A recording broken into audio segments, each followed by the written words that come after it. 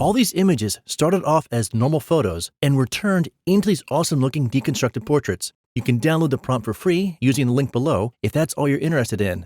But if you want to understand how the prompt works, stick around and we'll walk you through the high points, so you can learn how to change just a few specific lines and generate completely different images. Okay, to kick things off, this top part is your overall container.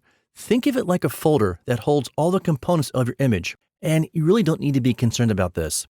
Next up is the subject section. The description tells the AI what the main object is, so it knows where to focus. The form is what the object's made of, like a marble statue or a glass figure. Structure is how it's put together, like solid blocks, floating shards, or digital pixels. If you change the structure line to say ancient Rome, liquid metal, pixels, or let's say cyberpunk, you'll get some really wild results. The pose and expression section controls the images. For example, the camera angle, head direction, the gaze, mood, all these are defined here. This is really self-explanatory, so you can change it how you wish.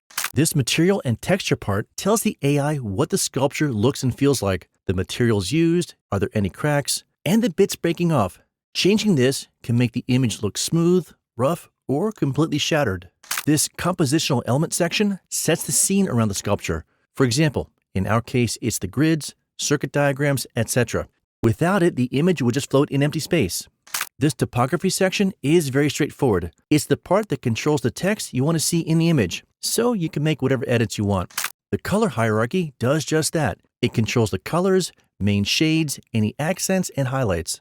Next up, the lighting and style section controls, well, the lighting and style. So you can make your image look cinematic, hyper-detailed, shaded, or shadowed.